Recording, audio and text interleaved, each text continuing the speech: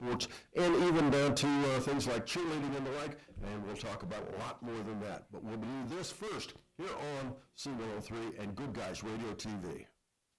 Your plan is ready. It's time to build. At CMT Components, we design and manufacture quality building materials for your custom job. If you need metal panels and trim, trusses, or even a complete pole barn package, we do it all, including delivering right to your job site. To get started, call us at 937-446-3400. You can also check us out online or stop by our office in Sardinia, Ohio to discuss your plans today. Let's get building. Southern State Community College celebrates 50 years of educating our community. From humble beginnings, Southern State has evolved to become a cornerstone of accessible education, offering flexible learning that includes a growing number of online classes and fully online programs. Southern State Community College empowers you to succeed quickly with a very affordable tuition rate when compared to many four-year institutions. Call 800-628-7722 or apply online at sscc.edu.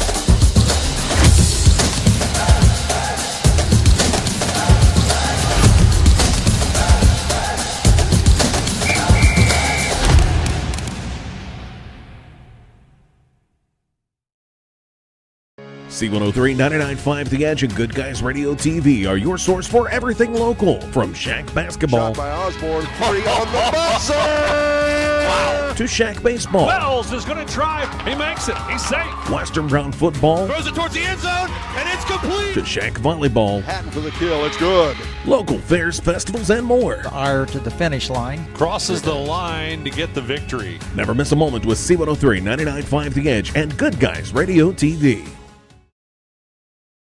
Welcome back, ladies and gentlemen. Once again, it's Basketball 30, and with us, the commissioner for the Southern Hills Athletic Conference. And a little humor here is I didn't know I fired him, but 15-year member of the Ohio High School Athletic Association Southwest District Board, Mr. Tim Cook from Western Brown. Tim, good morning. How are you? I'm great. Michelle, how are you? I'm good. Thank you for having us. Oh, it's our pleasure. Michelle's Southern Shack. What's going on with the Shack, generally speaking? Any changes or anything going on from last year or whatever? Not a whole lot of changes. A few scheduling type things that we've, tried to make some changes, trying to make the schedule better, make sure that teams aren't playing each other too close together. We tried to spread all that out to where they played the beginning of the season and then again at the end of the season. No major changes. Well, we did have a change between divisions again. Let's go Yes, through we did. people. I always get these questions. Why did such and such, why did Peebles move up? Why did Ripley go down? Whatever happens. Let's talk a little bit about that. How does that work within the Shack? Our divisions in the Shack are based on enrollment numbers of students grades 9, 10, and 11, which is what the OHSAA uses to do all of their divisions within all their sports. We do the same thing. And we redo those divisions every 2 years. So it's based strictly on numbers. The 5 schools with the highest enrollment go in Division I. The 5 with the lowest go in Division II. And it can vary girl, boy. It's not. Yes. And that's the other thing that surprises people that, again, the girls' population within school may be very different than the boys or vice versa.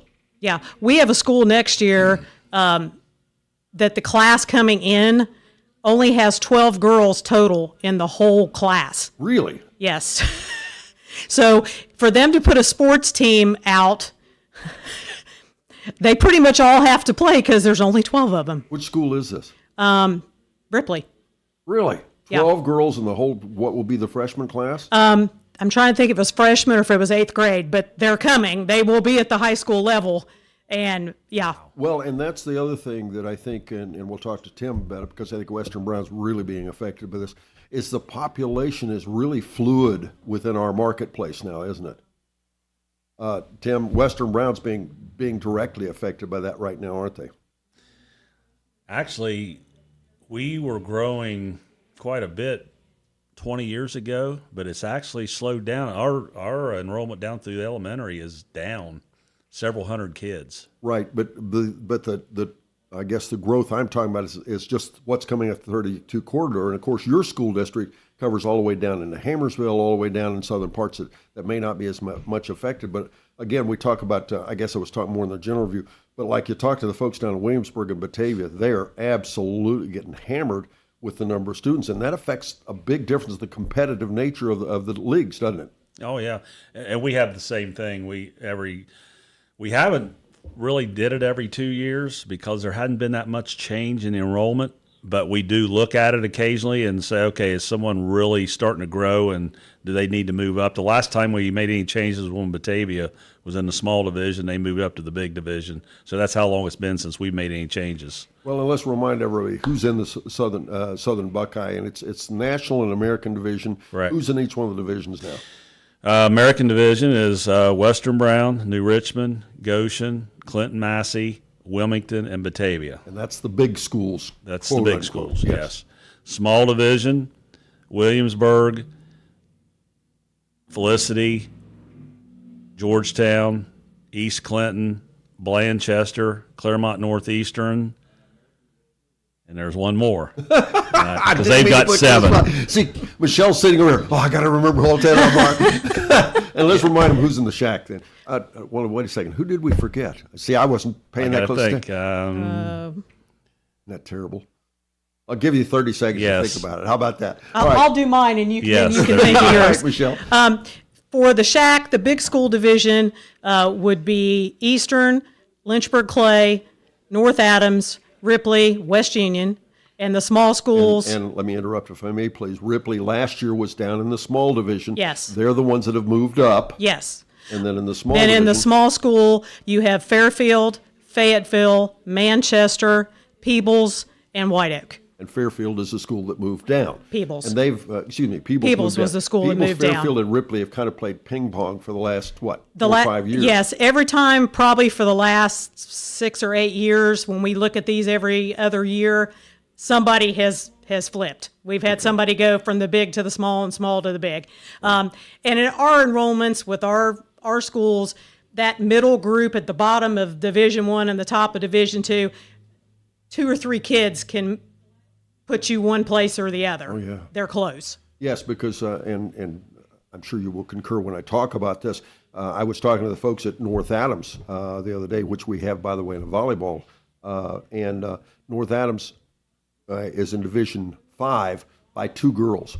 And that makes a dramatic difference in some of the divisions, probably more than maybe between 7 and 6, because 5 is up where they're playing what was traditionally the number 2 and upper into 3 schools.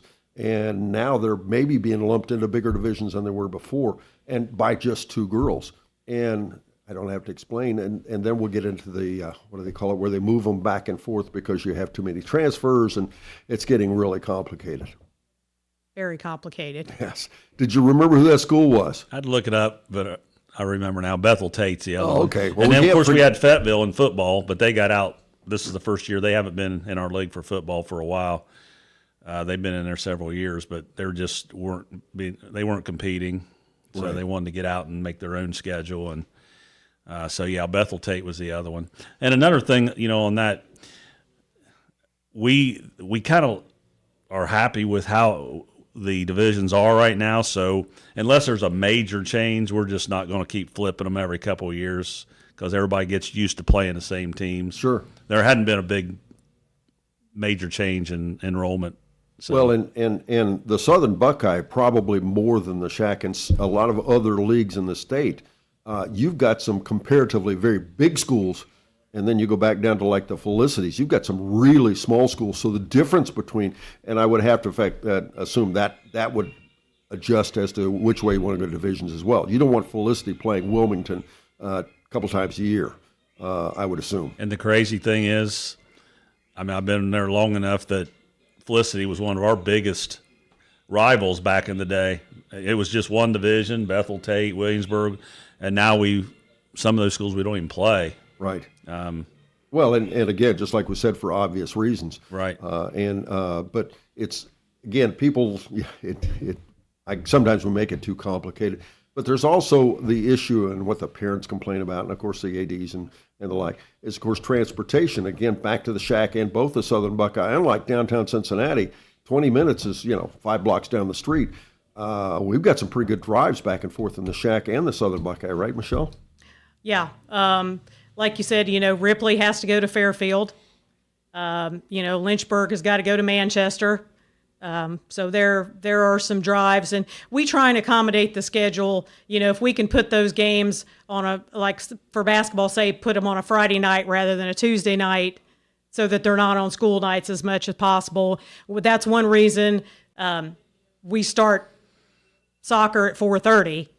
Right. Is so by the time you play two soccer games and you have half times and time between the games and stuff, it can put those trips later in the evening. So we try and accommodate and help, because the superintendents are very aware of the fact how late these kids are out, and they want them home as early as possible so that they can do their work and get ready for school the next day. One final note of conversation before we move to a break. Also in contention, and again, a lot of folks don't understand, is the availability of officials and what time they can get there. Most of these officials, Tim, these officials are not full-time officials, right? I mean, you can't do games at noon. I mean, they've got to finish up their work. Yep. And then the second one is transportation, right? Transportation has become a monster issue within the schools for after-school activities. Yeah, there's been several times this year where I'll get a text, can't get a bus till like 4:50, and we're supposed to start at 5. It's okay, and then we just deal with it. Officials, we've always started middle school games at 4:30. This year we moved everything to 5 o'clock to help officials get there, because they got to get off work and get to where they're going. So it's tough. Well, and then the other thing we deal with, Michelle, is and people have to think about this, is daylight. When you get to baseball, I mean, you cannot play baseball in the dark. You can maybe get by with soccer in the dusk, but you can't play baseball in the dark. And that's your plan when you're moving the things, as Tim's talking about. You're moving games later by half an hour. Well, suddenly dusk is a half an hour sooner, right? We do, like soccer in our league, about half the schools have lights and half don't. And so when we schedule the schools that have lights, they kind of get the bad end of the stick, because all of their home games are at the end of the season because they have lights. And the schools that don't have lights, most of their home games are at the beginning of the season, because the coaches would rather do that than only get to play half a game. Sure. Because it gets dark. Yeah. Okay, on that note, let's take a break. We'll be back. We've got a lot more to talk about with Tim and Michelle. But first this, here on C103 and Good Guys Radio TV, presented by CMT Components. Your plan is ready. It's time to build.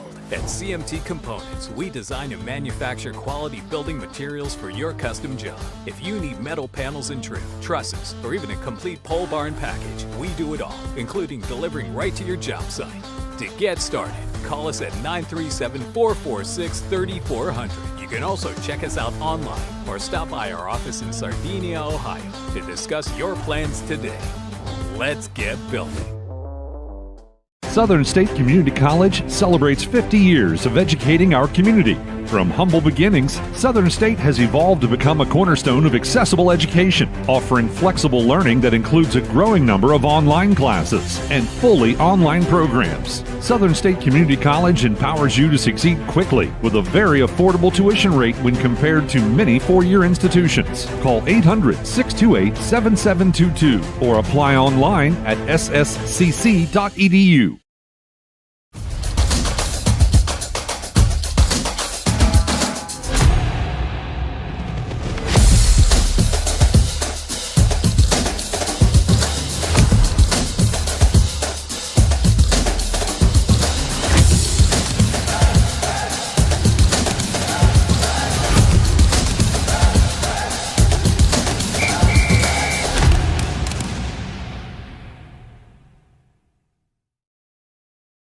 C103, 99.5 The Edge, and Good Guys Radio TV are your source for everything local. From Shack basketball Shot by Osborne, 3 on the buzzer! to Shack baseball, Wells is going to drive. He makes it. He's safe. Western Brown football, Throws it towards the end zone, and it's complete. to Shack volleyball, Hatton for the kill. It's good. local fairs, festivals, and more. Ire to the finish line. Crosses the line to get the victory. Never miss a moment with C103, 99.5 The Edge, and Good Guys Radio TV. Welcome back, ladies and gentlemen. Once again, I'm Don Bowles, and it's Basketball 30 here on C103 and Good Guys Radio TV. With me again, Michelle Gleam, the commissioner for the Southern Hills Athletic Conference, and Mr. Tim Cook, a member of the Southwest District Board and athletic director and assistant principal at Western Brown. Tim, let's talk about Western Brown right now. One of the biggest schools in the area. Talk about maybe the success last year, success and challenges you had last year with sports, and how'd Western Brown do? You had a pretty good year, especially finishing with softball and the like. You had a great year sports-wise, didn't you? Yeah, softball was, what every school hopes happens. Sometimes for the first time, our baseball team did get to the state in 1992. But for the first time for our girls team, any sport to get to the state, that was awesome. Just a heck of a run, and playing at Miami University in the regionals was a great venue and very exciting. And with only one senior last year, so everybody back, we should have a good chance to maybe make another run. But you know how that is. One bad day and yeah. Well, and that one senior was not a pitcher either, and correct, and that helps a bit too as well, right? Yep. Charlie's back for 2 more years, and she works hard at it. She really puts her time in, and is going to be even better, I know, because she's improved on some pitches that she maybe wasn't as good at, that she's bringing to the table now. So, but we across the board. I mean, every year we like to try to compete for the All Sports Award, and we've won that several times. And it was right down the wire with Batavia last year. We were down 9 points after the fall, which is almost hard to even think about coming back to. But we were right there, depending on how they ended up in their sports. But I had a chance to win that again. And this year it's just our cross country teams. Both won last weekend, and our girls soccer team tied Batavia, so we've had 3 league champions in the fall. Fall's been good, and it's been great weather. Oh, my gosh. One of the best falls we've ever had. As long as you're not farming. Well, that's true. Yeah, a little dry for farmers. A little dry. Yeah, for athletic directors, dryness is good. Yes, this is true. Yep. That goes back to that conversation I was here. If you talk to, we have a running thing in sports. Guys are baseball guys, and I think they're the most loyal of almost any of the coaches. They all want to move to baseball in the fall, and that's a perfect example of it because you don't put up the rain and all that stuff. But this would have been a perfect fall baseball season. Absolutely. I don't think we'd had a rain out. No, because it was so dry. When it did rain, it would have dried up. Yeah, all it did was settle the dust, right? Yeah, absolutely. Western Brown, I think it's interesting to me. Western Brown is still, as opposed to what people may look at it, Western Brown's not a big city school. It's still a rural school, a country school, so to speak, I guess. It's interesting, softball being a perfect example, how much it still draws the community together to have a high school sport do well. And suddenly, I mean, it's all back to that little town feel, isn't it? Oh, absolutely. We had a heck of a crowd that went to Akron to watch them play, and then, of course, after we won the regionals, I was ahead of the bus, but I pulled off and waited for them on 32 to get. And then we were texting and making arrangements with the police to pick us up at a certain point, and they took us all through town and just honking the horn, and girls hanging out the windows and just screaming and yelling, and then people were messaging on Facebook, what's going on? The people didn't know what was going on. Sure. What's going on? There's sirens blaring, and once they found out that, hey, we're regional champs heading to Akron for the first time ever, that's what it's all about. Right. That's Well, what and the it's all about. incentive it gives to the kids, and it shows such an example of kids when they work hard and the success they can have, and the like. It's just a special feel for a school, and it transcends softball, doesn't it? Yes, and you talked about the 7 divisions. We were competitive in D1. We were district champ in 2021 in Division 1, but we knew in D3, okay, this is a better opportunity to get to the state, and that first year in 7 divisions it happens. So, and I've been harping since I've been on the board to anybody that would listen about, Division I's a problem. There's too much of a gap. There's just too much of a gap. And look at the schools. Monroe Central gets state champs this year in basketball. Would that have happened in just 4 divisions? I don't know. Well, let's go there. Let's talk about that, because that was a big portion of what I was going to talk about today, because it is a bit confusing to the casual fan to understand, why is this and why are we doing 7 and why we're instead of 3. Basically, and Tim, you can correct me and I'll explain this to everyone. Previously, we had 4 divisions. A long time ago, we had 2 and then 1. Of course, there was AA and all that stuff. Yep. But it was Division 1, 2, 3, and 4, and basically they took round numbers, 800 schools, and divided it by 4, and you had 200 Division 1, 200 Division 2, 200 Division 3, 200 Division 4. The decision was made several years ago to put football in 7 divisions.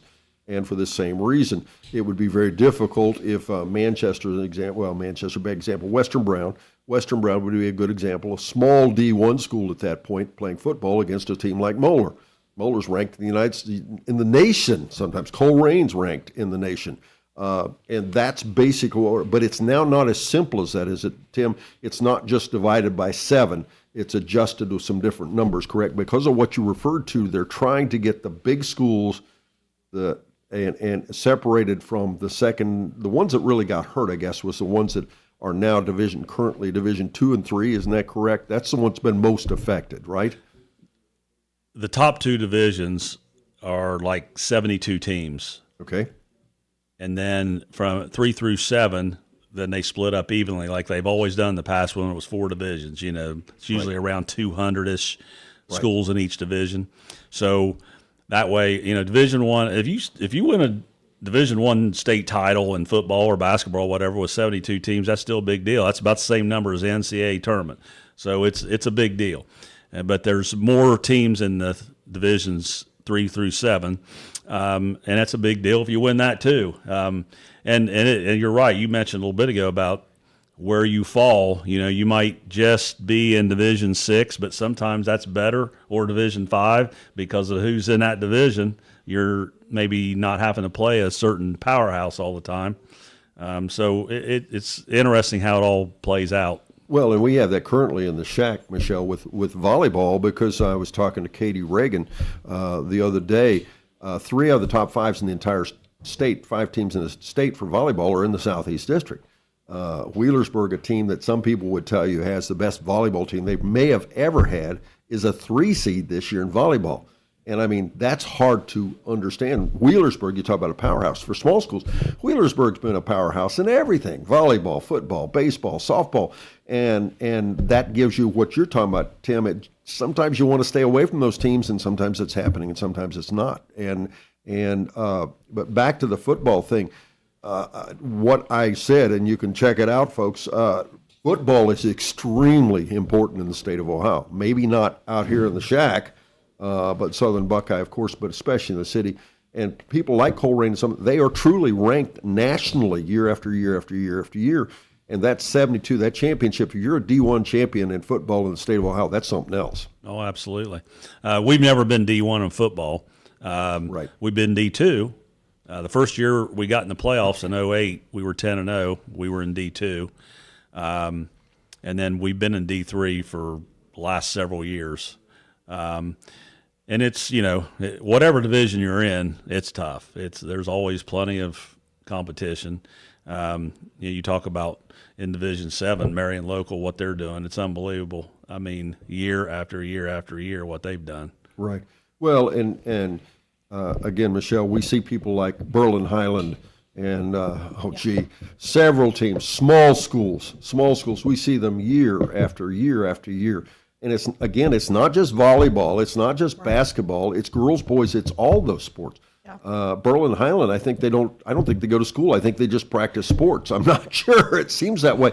But it's fascinating to go to like OU or some of these other venues and watch these small schools. The competitiveness is no different than what Tim's talking about, Division 3 or Division 1, right? No, it's not. I mean, just because they're small doesn't mean that they aren't as competitive as everybody else. I mean, they want to go out there and win. And, like you said, you've got your Berlin Highlands, for example, who, whether it's girls basketball, boys basketball, baseball, I mean, they're good at it, good at everything. When you drive into that town, they have a big sign as you drive. With a list of championships. Yes, because, I mean, they've had a ton of them. Sure. Well, and let's talk about, again, the divisions, the 7 divisions a little bit as it affected the SHAC. The SHAC is predominantly a non-football conference. Yep. We do have Fayetteville has football and Manchester have football, but they compete outside the league. Yep. So you have 8 schools that don't even have football, which, by the way, is very difficult to explain to some people in these other areas. You don't have football? I mean, Yes. And that makes some of the other sports, specifically the basketball, much more important, I think. But to that point, what's been the reaction of the coaches and the like within the SHAC about the 7 divisions? What have you heard? I think the majority of them like the 7 divisions. The majority of our schools in the SHAC are either in 5, 6, or 7, because of even our bigger schools in the SHAC are not huge. Right. But I think most of them like it because, like you said, in some sports, it's gotten them away from a powerhouse that they've had to face every year for the last 30 years. So it's kind of juggled things up a little bit. And they've also expanded divisions in your more individual sports like cross country and track. So that helps get more teams out when they go to their districts, and moving on to regionals, you get more teams out because you have more divisions. So I think it's been a positive for everything. And Tim, there's still 1 or 2 sports that are not split up into 7 divisions, right? Tennis, golf, bowling. Some of those more individual sports are still just some 2 and some 3 divisions. Well, it's interesting you mentioned it because bowling is becoming a pretty nice sport within the SHAC and the Southern Buckeye. Tennis, not so much. You can do it in the Southern Buckeye, but not in the SHAC. But bowling is really, I think it's so cool because it's involving kids that may not have been involved in other sports, right? Absolutely. We had a 3-time player of the year in bowling. On the boys' side, Austin Grammer, he went to Florida, got a full ride down to Florida, and those people you wouldn't even known about without bowling in the high school setting. So Right. Well, and to that point, is anybody talking within the Southern Buckeye? I haven't heard in the SHAC. Anybody talking in the Southern Buckeye about volleyball? Boys volleyball is now authorized in this. They're talking about authorizing it. Ohio High School Athletic Association. You made conversation, maybe I should put it this way, other sports that people want to start participating in? not at this time.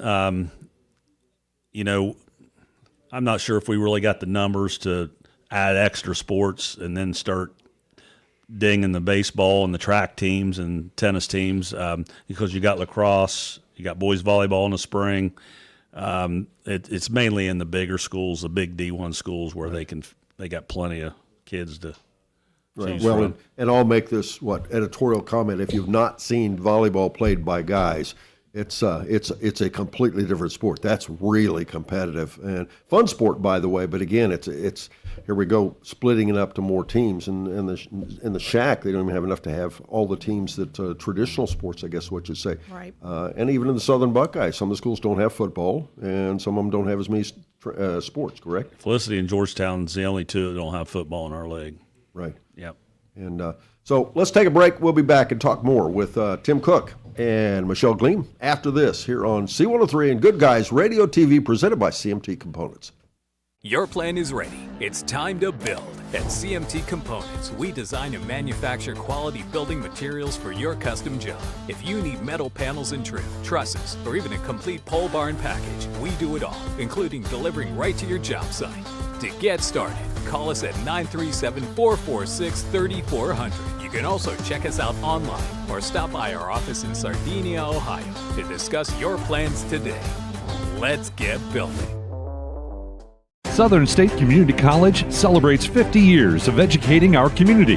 From humble beginnings, Southern State has evolved to become a cornerstone of accessible education, offering flexible learning that includes a growing number of online classes and fully online programs. Southern State Community College empowers you to succeed quickly with a very affordable tuition rate when compared to many four-year institutions. Call 800-628-7722 or apply online at sscc.edu. Why do they officiate? For some, it's a way of staying involved in a sport they grew up with. For others, it's a way to pay it forward by helping kids who play today and tomorrow. It's also a great way to stay active, make extra money, and work with friends. And all of them will say it boils down to one thing: the love of the game. Find your reasons and log on to ohsaa.org to find out how to become an official. You'll be glad you did. This is the Ohio High School Athletic Association. Educate through sports.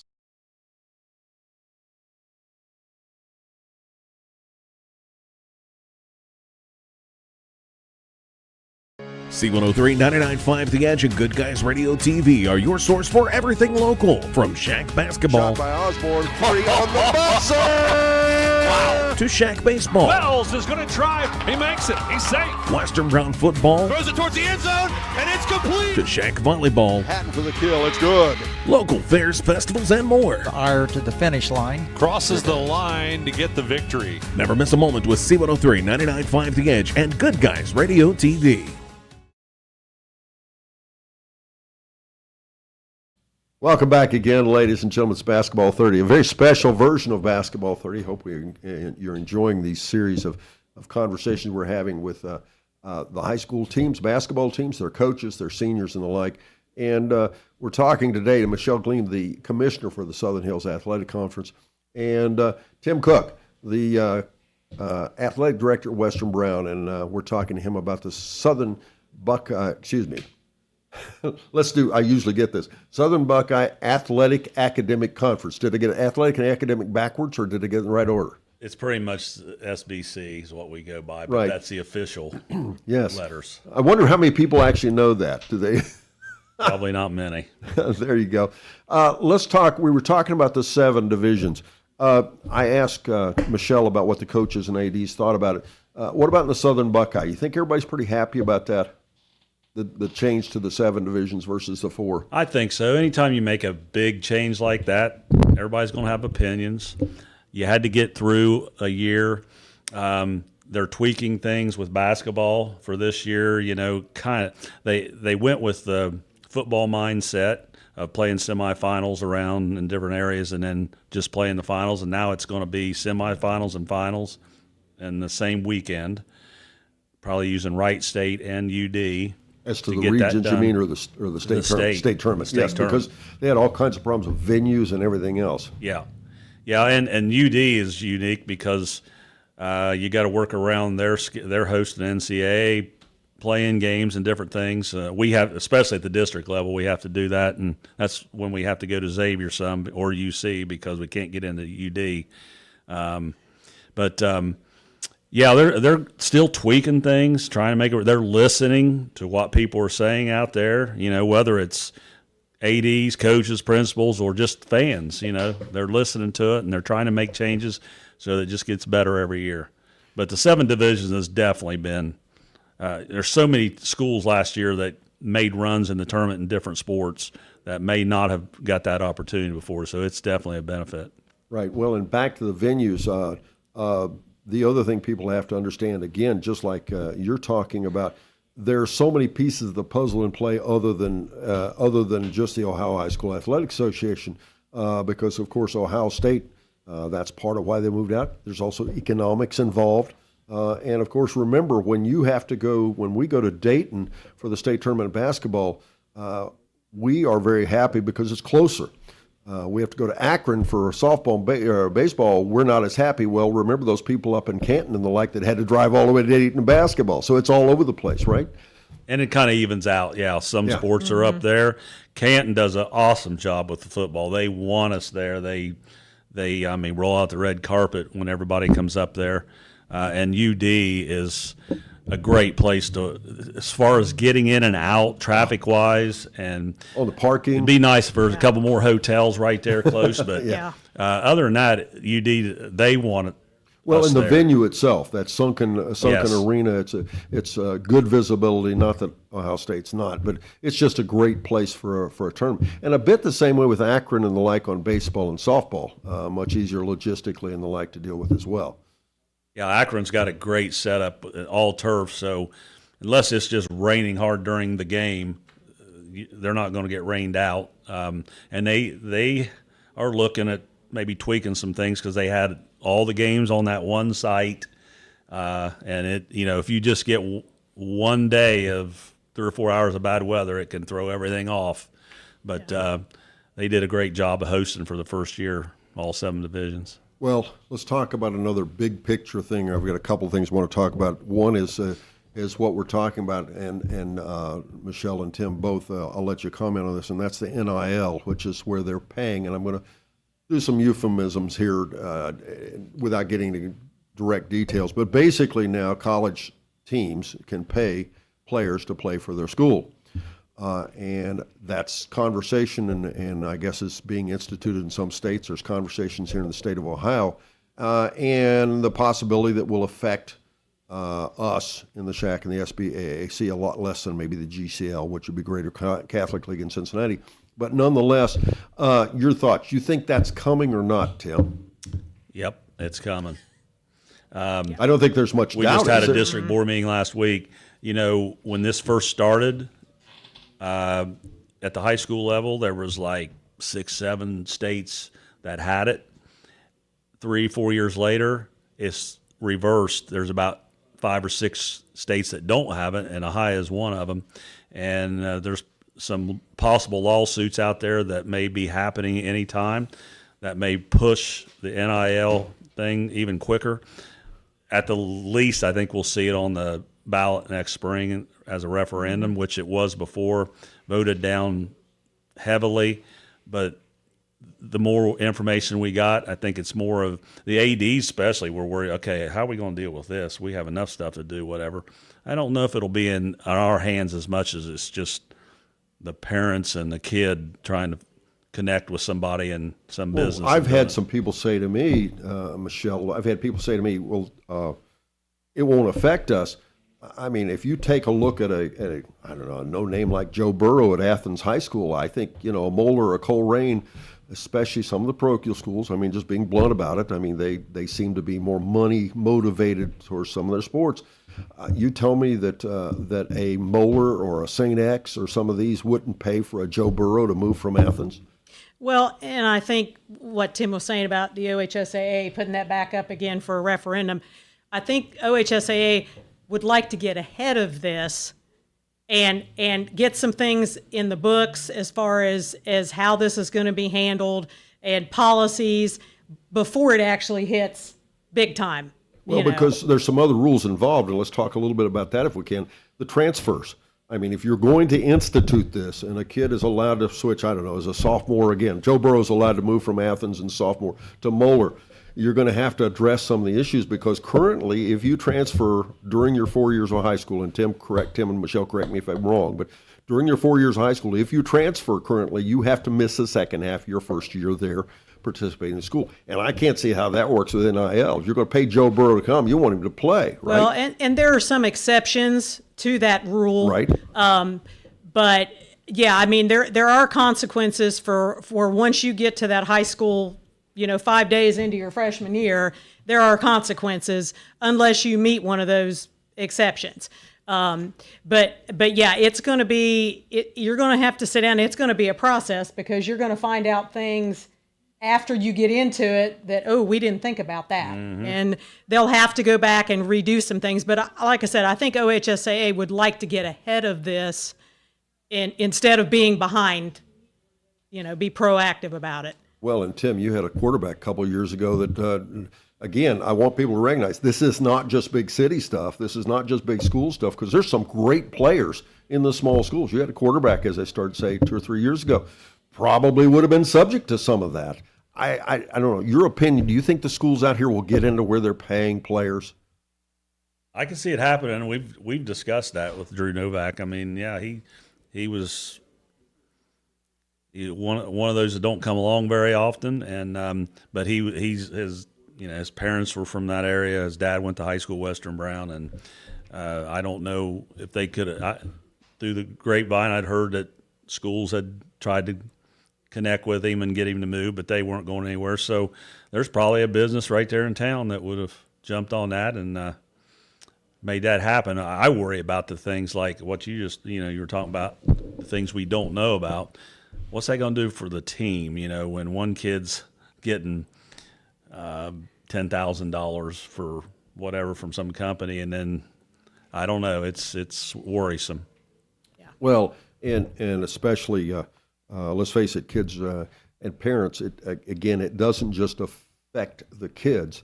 It's mostly parent motivated, I have to assume, as even the recruiting stuff with college. And I shouldn't say mostly, but definitely motivated. Tim, again, you've been through this where you've had players that have been recruited by colleges and the like. There's all kinds of things going on behind the scenes, isn't there?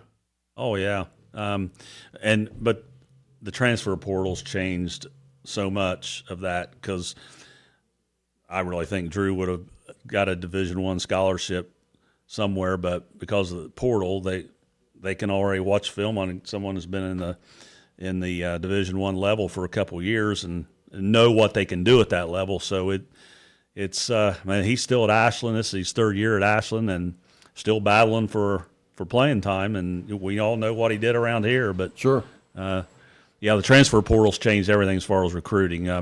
There's a lot of. You don't see the college coaches come into our building as much as they were the last few years. Right. Because well, especially if I may, portal. you talk to people at OU. We do a lot of business with the universities because of broadcasting, but you talk to people, perfect examples, OU. Ohio University is a D1 school, but they're not Ohio State. They're not Alabama. They're not Auburn. But they're still a legitimate D1, so they're pulling some pretty good players. You talk to their coaches up there, and they're saying, yeah, we get to develop all these kids, develop these guys. Their first year here playing for OU, they're playing real competitive, playing the same thing in football, and then the next year they're gone. And basically people need to recognize that is what we're talking about could come in high school basketball, because the best player in the shack, Michelle, could turn around and be here his freshman year and be gone the second year, right? It could happen. I mean, it's out there, and like you said, that portal has just turned everything upside down. yes, it has. In the college ranks. Right. But it like you said, it's coming. To what degree, we don't know at this point. The one thing we've lost the last few years is loyalty. I mean, it's just, people don't hesitate to go to another school if they think that's a better situation. Even when they've grown up in that community, I see more and more of that. Yeah. And both in Southern Buckeye and the Shack, we're experiencing it this year. I'll just let people figure out on their own which players, but we have several. I know in the Southern Buckeye got several moves in and out as the players going around. And the same thing in the Shack. We've got several. And by the way, it's not one sport. Oh, yeah. And it's not one gender. It's boys and girls. But probably, I think, if everybody knew behind the scenes, Tim, they might be surprised how many are happening, for example, in the Southern Buckeye, right? Oh, yeah. We had some kids that left going into their freshman year this year, went to Catholic schools, and it's just I don't like it. I mean, I'm brown and gold, Western Brown, and I do everything I can to try to keep the kids at our school. I think we've got great facilities and great opportunities, great coaches, but sometimes they think the grass is greener on the other side, and then sometimes they find out it's not. Yeah. And by the way, the Ohio High School Athletic Association, one of those exceptions you were talking about, Michelle, they allow them to come back, and you can come back and play in full year one time. One time. One If you time. live in Yes. that You district. can't transfer 15 times, but Correct. you can come back one time and play, and it does happen, right? Yes. Yes, it oh, does. absolutely. Sometimes within a week. Yeah.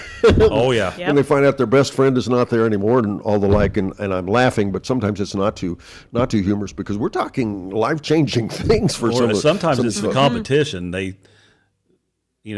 It's not necessarily the same when you go to the city and a Right. big Catholic school, and all of a sudden you could have been starting at Western Brown as a freshman, and then you head to another place, and maybe you're second string on the freshman team Or on the instead of JV, on yeah, varsity. yes, on the freshman team. Yeah. Yes, Yeah. correct.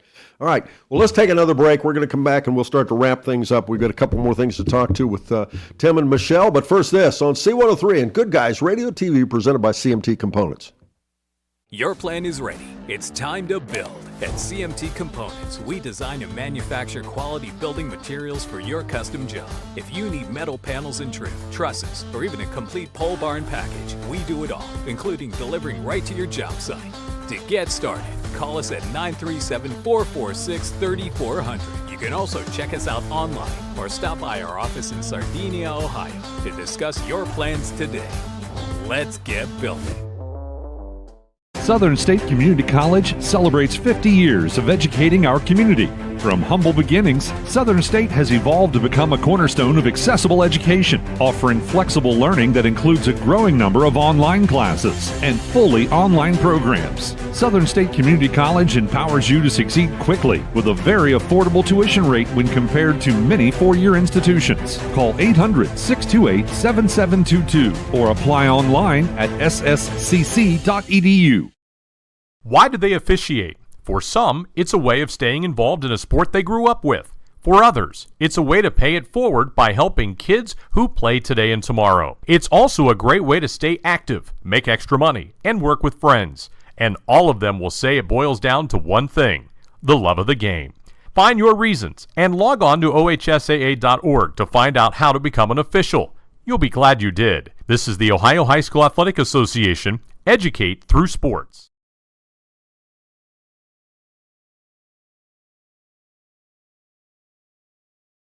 C103, 99.5 The Edge, and Good Guys Radio TV are your source for everything local. From Shack basketball Shot by Osborne, 3 on the buzzer! Wow. to Shack baseball, Wells is going to try. He makes it. He's safe. Western Brown football, Throws it towards the end zone, and it's complete. to Shack volleyball, Hatton for the kill, it's good. local fairs, festivals, and more. Ire to the finish line. Crosses the line to get the victory. Never miss a moment with C103, 99.5 The Edge, and Good Guys Radio TV. Welcome back again, ladies and gentlemen, to Basketball 30. And once again, I'm Don Bowles, and with me, Michelle Gleam and Tim Cook. And Tim, let's talk a little bit about, I touched on it at the beginning of our show, let's talk a little bit about officials, what we're going through, if we got somebody out there would like to be an official, what we're going through in recruiting them, the process, how they decide, favorite topic, how do you decide that their least favorite official is going to be at their school every game of the season? That doesn't happen, obviously. I'm being a little facetious, but they just think it does, doesn't it? Yeah, well, we have assigners for every sport, and they do our league and non-league games. So we don't, the ADs in our league don't schedule any. No need to yell at you, right? Right. They take care of it. Now, does that mean that there's not going to be a certain official that does several of your games at home because they happen to live fairly close? Yeah, that's going to happen because some officials just – they're not making that much money, really, so they don't want to have to drive, and a fourth of their check is because of mileage because they have to drive. So that's part of it. But and they're doing everything they can to get more young officials involved. All you got to do is get online. You can take the test now online. The bad side of that is they're not getting as much of the on-court mechanical stuff that they need, and some of them are a little shaky if they've not really played the game or whatever, but at least they're trying and hopefully they get to that point. But boy, I look at the older officials and these, especially in football, the crews that are getting close to retiring. I just had one last Friday night tell me this was his last game. He's done with high school football. He's still going to do some youth and stuff, but more and more of those are retiring because they're in their 60s and 70s. I don't see a lot of young ones coming, so it's definitely a problem. Well, and Tim, you mentioned on the mechanics, these officials really work at being good, and it's like anything else in life. It's hard to be good at things. They've got to work at it, and they do work at it. When you watch them, they're working hard to be in a good position. They're working hard to be fair, and I know you would probably concur when I say this.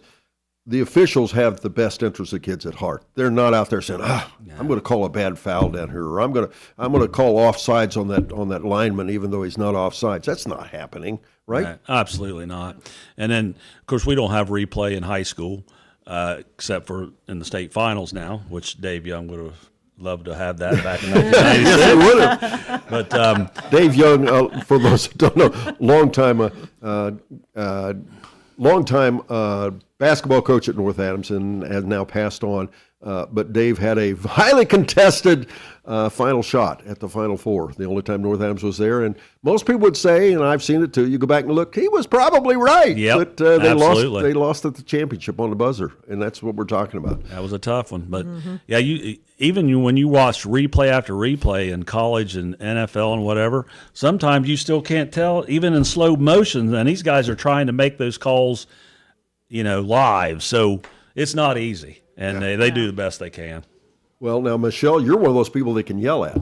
I am one of those people that they can yell at. In the shack, myself or the assistant commissioner, Tony Williams. And if they come up and question you, it's always Tony, right? Yes, that's the nice thing about having two of us. We can blame each other.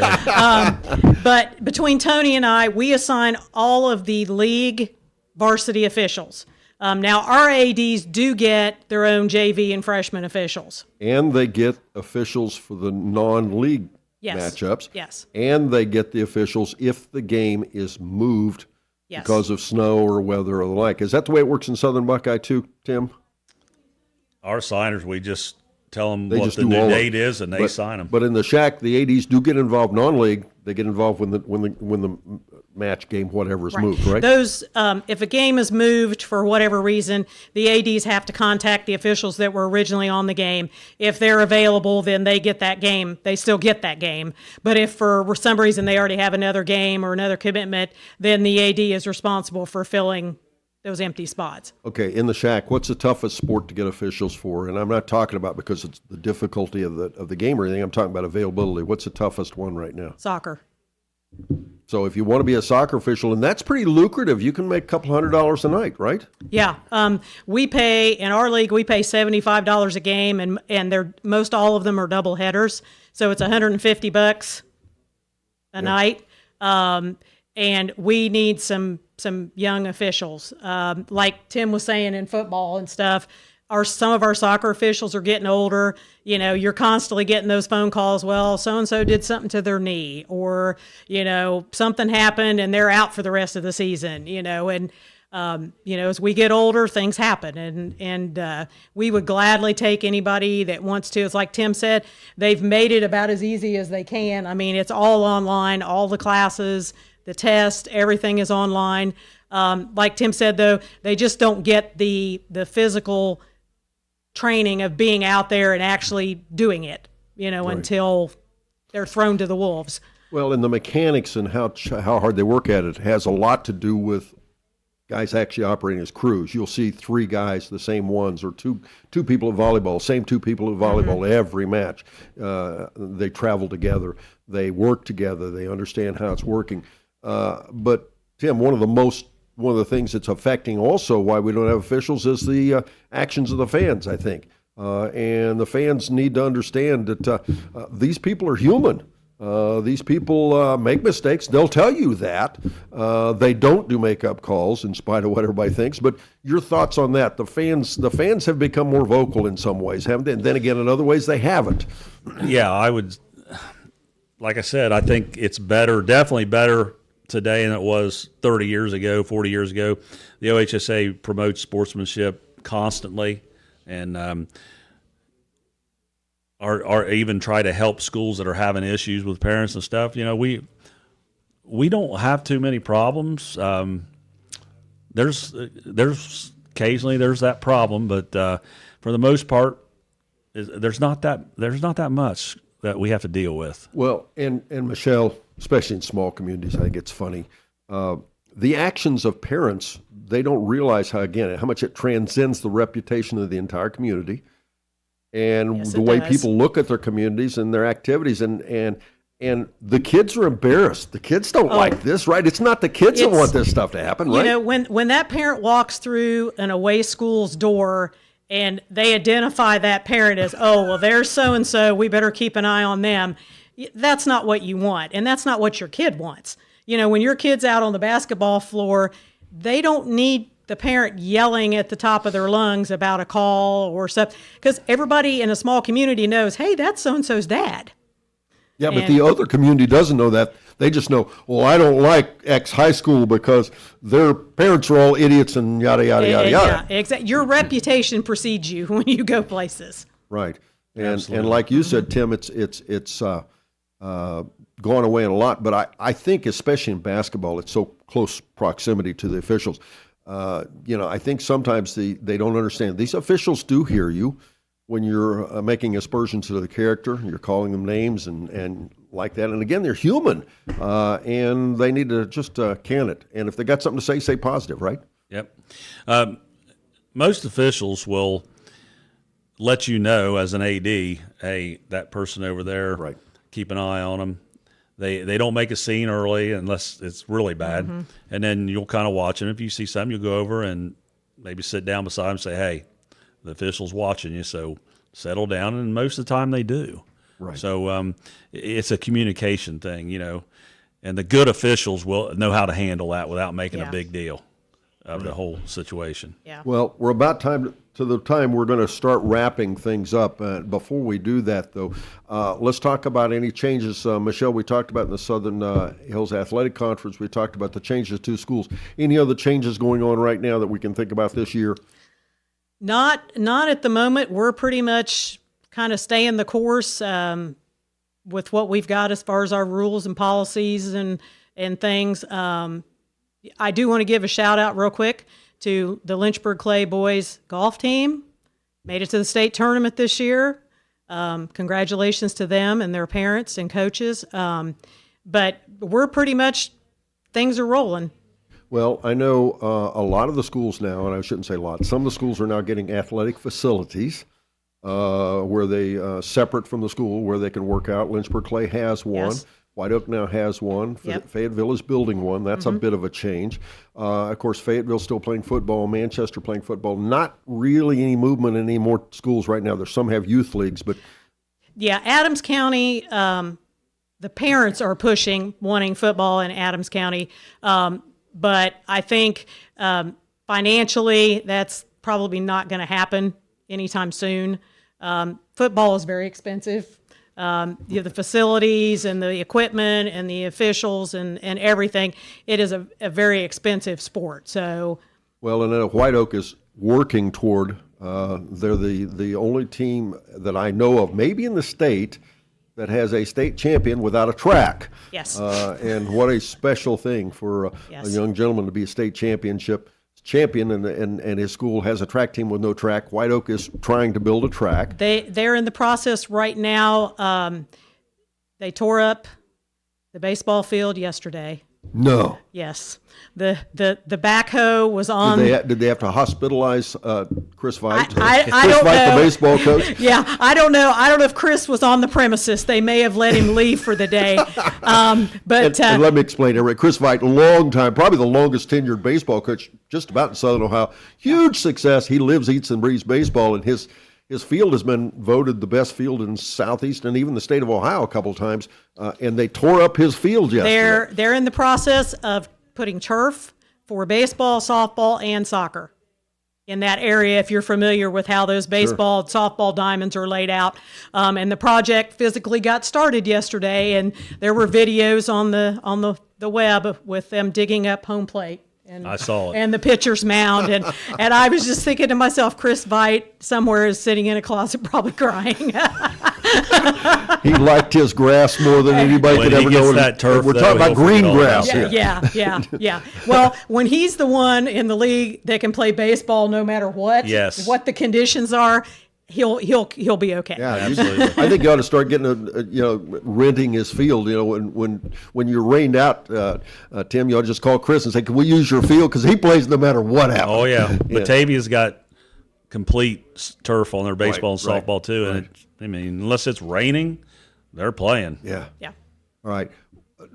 Michelle, and I want to touch on what's new in the Southern Buckeye like, but before she gets that, just real quick, Tim, what is a budget look like for a football team, a successful football program? And I consider Western Brown to be pretty successful, a successful football program. What kind of budget are we looking at? Well, they by far make more money than any other sport, hands down, not even close. But like Michelle said, reconditioning, helmets are usually $400 to $500 a piece now, and they only last 10 years. So every 10 years, they're done. You just got to get rid of them and buy new helmets. Shoulder pads, all the pads and everything that goes with it.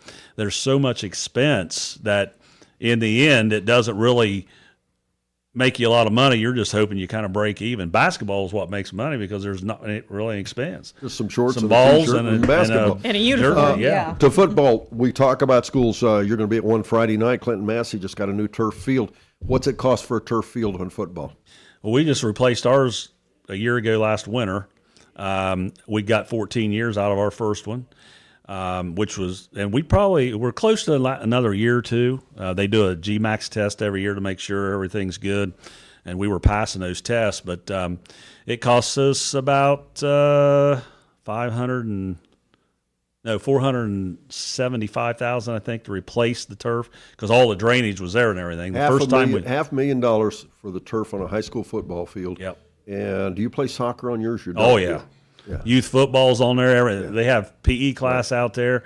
It was the best thing we ever did. Right. I'm telling you, it just changes everything, having turf. It really does. $500,000. And they'll find out. Yes. When Yeah. you get all that, Yes. it's going to be huge change, huge benefit Well, for you. and we haven't talked about bleachers. We haven't talked about press boxes. We haven't talked about PA systems.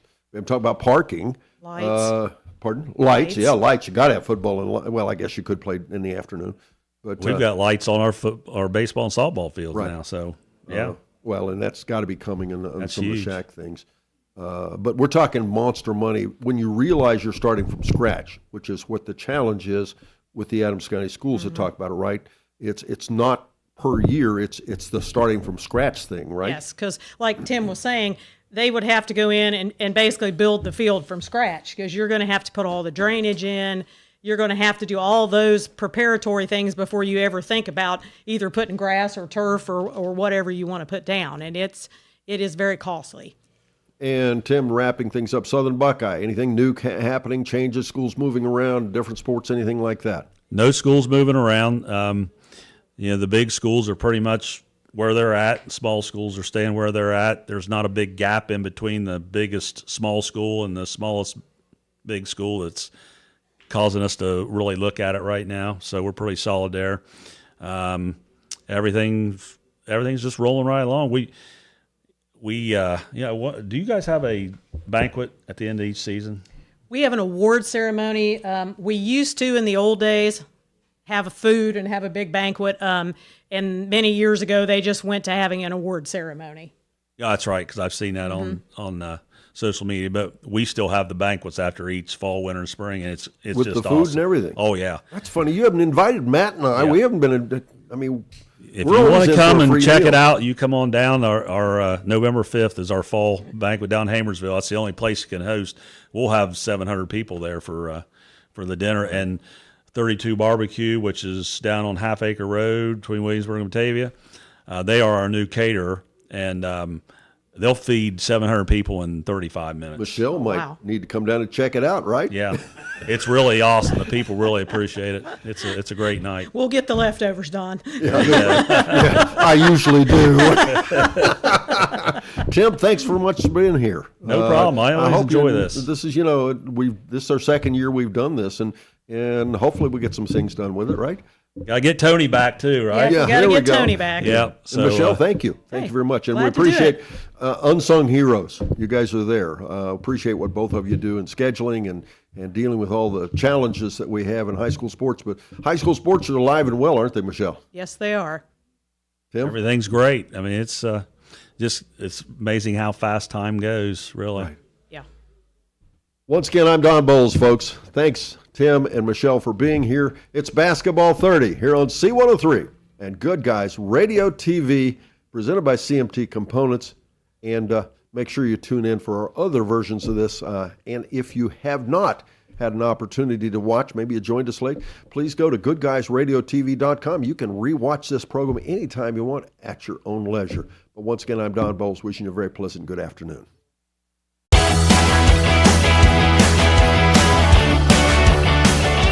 Thank you for tuning in. Rewatch this video and many more on demand at goodguysradiotv.com.